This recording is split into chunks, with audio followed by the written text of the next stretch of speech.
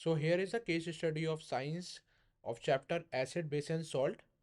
तो case study start होती है। The pH scale measure how acidic और basic a substance is by making use of hydrogen ion concentration in dam.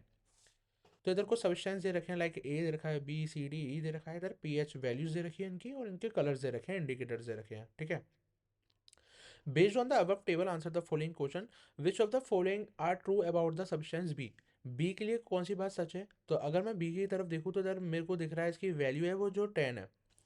अच्छा, 10 की तरफ जाते हैं, पीएच वैल्यूज हम समझ लेते थोड़ी। जीरो से लेके अगर मैं 7 तक जाता हूँ या 6 तक चलते हैं, जीरो से लेके 6 तक जाते हैं, वो हमारा कौन सा होता है? एसिड होता है। जीरो से अगर 6 तक जाते हैं तो वो कौन सी वैल्यू होती है? हमारी एसिड होती है। और 7 से लेके 14 तक जाते हैं तो वो हमारी कौन सी होती है? बेस होती है। 7 से नहीं, 8 से। 8 से लेके हम 14 तक जाते हैं तो वो हमारी वैल्यू कौन सी होती है? बेस होती है, ठीक है। तो एसिड में जैसे हम जीरो की करें तो जीरो हमारी हाईएस्ट एसिड होता है। किसी की अगर जीरो है वैल्यू, लाइक इसमें सी दे रखा है, सी हमारा जीरो है, यानी डार्क रेड। ये कलर हमारा कौन सा है? डार्क रेड है, यानी ये काफ़ी ज़्यादा स्ट्रांगली एसिड है, ठीक है। वेयर एज बेस में जैसे नीचे जाते हैं तो वो हमारा स्ट्रॉन्ग बेस हो जाता है, यानी 14 हमारा स्ट्रॉन्ग बेस है। तो इधर हमें कलर भी ध्यान रखना है, कलर के ऊपर भी केस स्टडी आ जाती है और कलर पूछ लेता है कभी कभार। तो इसका भी ध्यान रखना है। तो कैसे? पहले रेड एकदम डार्क रेड आता है, फिर उससे लाइट रेड होता चला जाता है, फिर रेड किस में कन्वर्ट होता चला जाएगा? धीरे धीरे orange and then yellow. Yellow के बाद वो हमारा ग्रीन आता है। ग्रीन हमारा 7 वाले पे न्यूट्रल रहता है, फिर ग्रीन से स्टार्ट होता है, फिर ब्लू आता है, देन आफ्टरवर्ड्स ब्लू किस में चेंज होने लग जाता है? पर्पल में। तो इधर ध्यान रखना चाहिए, रेड है, रेड आफ्टरवर्ड किस में चेंज हो जाएगा? हमारा ऑरेंज। फिर ऑरेंज किस में चेंज हो जाएगा? हमारा येलो। फिर आफ्टरवर्ड्स हमारा कैसे रहता है कंसेप्ट? ग्रीन का रहता है। ग्रीन हमारा न्यूट्रल में भी रहता है, ठीक है। ग्रीन के बाद हमारा फिर कैसे रहता है? ब्लू आता है। फिर देन हमारा कौन सा रहता है? पर्पल रहता है। तो इस चीज़ को ना ध्यान रखना है, इसमें कलर भी ध्यान रखना है हमें, ठीक है। अच्छा, क्वेश्चन नंबर 1 में हमें दे रखा था कौन सी बात हमें ट्रू सच है बी के लिए, वो हमें बताना है। It is a strongly base among the given substance. क्या इन सब में जो सब्सटेंस दिए हुए हैं उसमें सबसे ज़्यादा स्ट्रॉन्ग बेस यही है? बिल्कुल है। 10 वैल्यू है, 10 वैल्यू मतलब यहाँ पर इससे ज़्यादा वैल्यू और 11 12 13 14 हो सकती है, जो कि इनमें किसी की नहीं है। तो यानी ये वाली बात हमारी सच है, फर्स्ट वाली। It is use in antacid. क्या एंटासिड की तरह यूज़ हो सकता है? बिल्कुल हो सकता है। एंटासिड स्ट्रांगली बेस होता है, इस चीज़ को हमें ध्यान रखना है। एंटासिड हमारा क्या होता है? स्ट्रांगली बेस होता है। तो यानी कि ये वाली बात भी हमारी सच है। It turns blue litmus paper two blue. क्या ये ब्लू लिटमस पेपर को ब्लू में चेंज कर सकता है? ये वाली बात तो बिल्कुल गलत हो गई, क्योंकि ब्लू लिटमस पेपर ब्लू में चेंज नहीं होता है, रेड लिटमस पेपर ब्लू में चेंज होता है। यानी ये स्टेटमेंट हमारी गलत है। नन ऑफ द, ये तो हो ही नहीं सकता, ये स्टेटमेंट गलत है, यानी फर्स्ट सेकंड सेकंड सही है, यानी ए वाला इसका करेक्ट ऑप्शन है।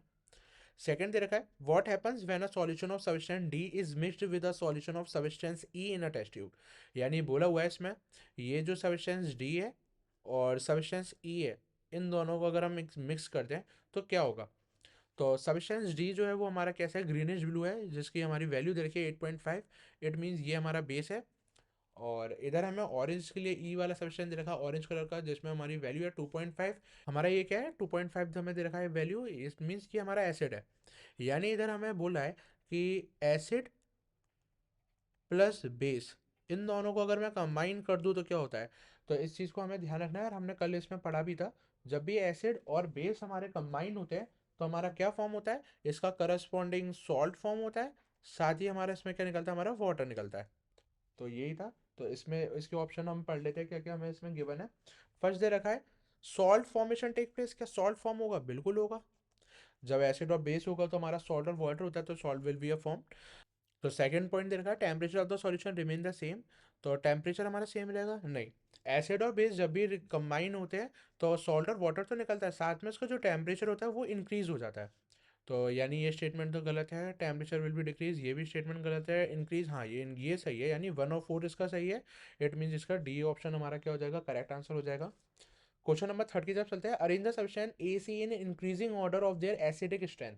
अच्छा, ए सी को हमें इंक्रीजिंग ऑर्डर में डालना है। इंक्रीजिंग ऑर्डर मतलब बढ़ते हुए। तो यानी कि इधर हमें बढ़ते हुए लगाना है ए सी ई। तो ए की वैल्यू हमें कितनी दे रखी है? इसमें 6 दे रखी है। सर्कल लगा लेते हैं, ए की वैल्यू हमें इधर 6 दे रखी है। अच्छा, सी की वैल्यू हमें इधर 0 दे रखी है, यानी स्ट्रांगली बेस है, यानी सी तो सबसे ज़्यादा लास्ट में आएगा, ये तो हमें मालूम पड़ गया। और सी इधर ऑप्शन में सबसे लास्ट में सी वाले में आ रहा है, यानी यही आंसर हो जाएगा, बी आंसर हो जाएगा। क्वेश्चन नंबर 4 है, equal volume of hydrochloric acid and sodium hydroxide solution of same concentration are mixed. यानी HCl हाइड्रोक्लोरिक एसिड हमारा क्या हो जाएगा इधर HCl, और सोडियम हाइड्रोक्साइड, सोडियम हाइड्रोक्साइड मतलब क्या हो गया NaOH। बोला हुआ है इन दोनों को अगर हम कंबाइन कर दें, and the pH of resulting solution is checked with pH paper. इन दोनों को कंबाइन करने के बाद हम पीएच वैल्यू हम चेक करेंगे। तो इधर हमें मालूम है HCl जो है हमारा क्या होता है, ये एसिड होता है।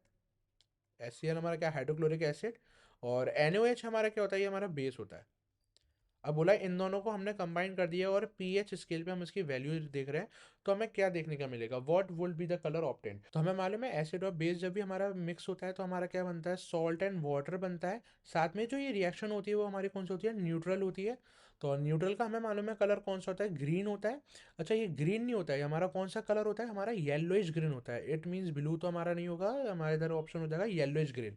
कौन सा कलर होता है न्यूट्रल का, येलोइश ग्रीन रहता है, इस चीज़ को ध्यान रखना। नेक्स्ट क्वेश्चन की तरफ चलते हैं, study the table given below and answer the following incorrect, हमें इनकरेक्ट इन्फॉर्मेशन बताने हमें, ठीक है। तो इंडिकेटर दे रखा है एक्शन विद मिथाइल ऑरेंज, तो ACE they turn methyl orange red. तो AC हमारा क्या था, एसिड था, एसिड मिथाइल ऑरेंज रेड हो जाता है, बिल्कुल हो जाता है, ये स्टेटमेंट सही है। एंड B एंड D में हमारा क्या हो जाएगा, येलो हो जाएगा। तो B और D अगर हम देखें तो हमारे ये क्या थे, बेस से, जो कि हमारे हो जाएंगे, ठीक है। तो इसको में हम सर्कल कर लेते हैं एसिड वाले को, ये भी हमारा क्या है, एसिड है इधर, ठीक है। और बाकी दोनों हमारे बेस है। Acid with litmus paper, AC में हमारा क्या हो जाएगा, लिटमस पेपर रेड हो जाएगा, एसिड वाले में हो जाता है, बिल्कुल सही है। और ये ब्लू हो जाता है, हाँ रेड टू ब्लू होता है हमारा, बिल्कुल सही है। तो यानी ये स्टेटमेंट भी सही है, ये भी सही है। थर्ड पे आता है एक्शन विद फिनोप्थिलिन का दे रखा है, ACE में नो चेंज, एसिड में कोई भी चेंज नहीं होता है, ये एकदम सही है। B एंड D में दे रखा है they turn phenolphthalein purple, purple में हो जाता है बेस, ये भी सही है। नेक्स्ट दे रखा है एक्शन विद टर्मरिक, तो AC का दे रखा है नो चेंज, ये गलत है इधर। टर्मरिक हमारा एसिड में कैसे हो जाता है, येलो कलर का हो जाता है।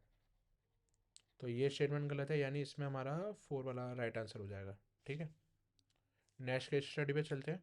सो केस स्टडी 2 आती है, the teacher while conducting the practical in the laboratory divide the student into 3 groups. तो टीचर क्या करता है, 3 ग्रुप्स बनाता है स्टूडेंट्स के, and give them various solution to find their pH and classify them into acidic, basic और neutral solution. और उनको कुछ सॉल्यूशन पकड़ाता है जिससे वो एसिड, बेस और न्यूट्रल सॉल्यूशन को पता लगा पाए, ठीक है। तो ग्रुप ए को मिलता है lemon juice, vinegar, colourless aerated drink. Group B का हमें दे रखा है, ग्रुप सी दे रखा है। तो क्वेश्चन स्टार्ट करते हैं। For the solution provided which group is are likely to have pH value less than 7। तो हमें बताना है किस ग्रुप में पीएच की वैल्यू जो है वो लेस देन 7 है। तो उसके लिए हम सबकी हमें पीएच वैल्यू याद भी होनी चाहिए। तो लेमन जूस आता है सबसे पहले, लेमन जूस की जो पीएच वैल्यू होती है वो 2 और 3 के बीच में होती है। विनेगर की वैल्यू जो होती है सेम रहती है, 2 और 3 के बीच में रहती है, एसिडिक होते हैं। 2 और 3 है, इट मीन्स वो क्या है, हमारे एसिडिक है। Colourless aerated drink, edited drink की कितनी होती है हमारी, तो 3 to 4 होती है। ध्यान रखनी है सारी चीज़ें। टोमेटो जूस की कितनी होती है हमारी, 4 to 5 होती है। ये बुक में आपके कहीं पे मेंशन नहीं होगा, और आपको ये चीज़ पता होनी चाहिए क्योंकि इसके बेसिस पे क्वेश्चन आता है, देख सकते हो CBSE 2023 का ये क्वेश्चन है। तो कॉफ़ी की हमारी वैल्यू होती है 4 to 5 होती है। जिंजर जूस की कितनी होती है हमारी, 3 to 4 होती है ना। सोडियम हाइड्रोक्साइड, हाइड्रोक्साइड है, इट मीन्स वो बेस है, तो बेस की इसकी जो वैल्यू होती है वो भी हमें पता होनी चाहिए, कितनी होती है हमारी, 13 होती है, ठीक है।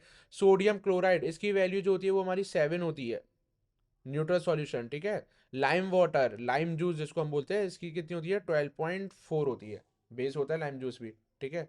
अच्छा लाइम के अलावा हमने इसमें लाइम जूस से एक वर्ड याद आ रहा है, अभी कुछ दिन पहले हमने करा था, लाइम स्टोन यूज करा था हमने। तो लाइम वाटर के फॉर्मूले की बात करें तो कितना होता है हमारा, CaOH2 होता है, याद रहे, क्योंकि वाटर है ना तो H2O चाहिए होगा, तो H2O बनना है और कैल्शियम बनना है।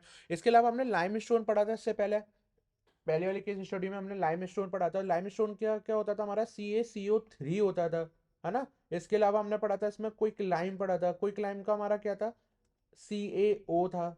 इसके अलावा हमने स्लेग लाइम पढ़ा था, स्लेग लाइम का क्या हमारा था फॉर्मूला, बताओ याद करो, CaOH2 था। तो याद रहे, स्लेग लाइम, लाइम वाटर हमारा क्या था, एक ही चीज थी, इसको कंफ्यूज मत होना इसलिए इसमें, ठीक है। तो अब इसमें हमें दे रखा है पीएच वैल्यू लेस देन, हमें 7 बतानी है, किसमें सब 7 से ज्यादा वैल्यूज जो है कम है। तो ग्रुप ए में हम देख सकते हैं 7 से वैल्यू कम है, और ग्रुप बी में भी हमारा 7 से वैल्यू कम है, ग्रुप सी में ज्यादा है। यानी इसका आंसर जो हो जाएगा हमारा क्या हो जाएगा, ग्रुप ए हो जाएगा, और क्या हो जाएगा इसका, बी हो जाएगा। ठीक है। ग्रेटर देन 7 पूछा है, ग्रेटर देन 7 है तो 7 में तो सी का ही है, तो सी इसका आंसर हो जाएगा, राइट आंसर। ठीक है, नेक्स्ट क्वेश्चन पे चलते हैं। List two ways of determining the pH of the solution. हमें मेथड बताना है किस तरीके से हम पीएच ऑफ द सॉल्यूशन पता लगा सकते हैं। तो हमें मालूम है कैसे लगा सकते हैं, लिटमस पेपर के थ्रू लगा सकते हैं हम एक, ठीक है, लिटमस पेपर के थ्रू लगा सकते हैं। और दूसरा किसके साथ लगा सकते हैं हम, यूनिवर्सल इंडिकेटर। क्या आता है, यूनिवर्सल इंडिकेटर आता है हमारे पास।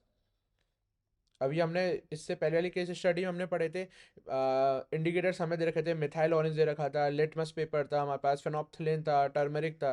तो ये हमारे पास क्या यूनिवर्सल इंडिकेटर्स हैं। और लिटमस पेपर, इसके थ्रू हम क्या कर सकते हैं, पीएच ऑफ द सॉल्यूशन हम इजीली पता लगा सकते हैं।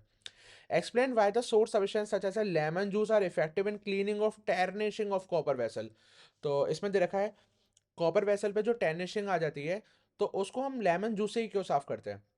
तो कॉपर वेसल पे टर्निशिंग कैसे आती है, पहले उसको समझ लेते हैं।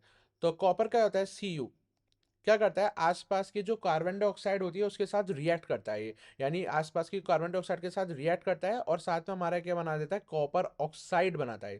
क्या बनाता है, कॉपर ऑक्साइड। अगर बैलेंस करें तो इधर हमारा 2 लग जाएगा और इधर हमारा 2 आ जाएगा। तो ये हमारा क्या बनता है, कॉपर ऑक्साइड बनता है। यानी अगेन कॉपर ऑक्साइड है, CuO कार्बन डाइऑक्साइड के साथ रिएक्ट करेगा और इधर हमारा क्या बना देगा, वो CuCO3 बनाएगा। यानी कॉपर कार्बोनेट इधर क्या होता है, हमारा फॉर्म हो जाता है ना। अब ये कॉपर कार्बोनेट हमारा क्या होता है, बेस होता है। कॉपर कार्बोनेट हमारा क्या होता है, बेस होता है। कॉपर कार्बोनेट हमारा क्या है, बेस है। इससे पहले की स्टडी में हम पढ़ चुके हैं कॉपर कार्बोनेट क्या होता है, हमारा बेस होता है। अब बेस को अगर हमें न्यूट्रल कराना है तो उसके साथ किसके साथ रिएक्ट कराना पड़ेगा, एसिड के साथ रिएक्ट कराना पड़ेगा। तो इसलिए हम लेमन जूस का इधर यूज करते हैं, because lemon juice is acidic. तो लेमन जूस का हम देख सकते हैं कितना होता है हमारा, 2 2 3 जो वैल्यू होती है, पीएच वैल्यू क्या होती है, 2 3 होती है। इट मीन्स ये काफी ज्यादा एसिडिक होता है। तो एसिड और बेस का जब रिएक्शन होता है तो वो हमारी रिएक्शन कैसी हो जाती है, न्यूट्रलाइज हो जाती है। तो इट मीन्स इसमें हम क्या करते हैं, टेनिशिंग और कॉपर वेसल को सही करने के लिए हम लेमन जूस का हम क्या करते हैं, यूज करते हैं। ठीक है, नेक्स्ट क्वेश्चन दे रखा है हमें, pH has a great importance in our daily life, justify this statement, give 2 example.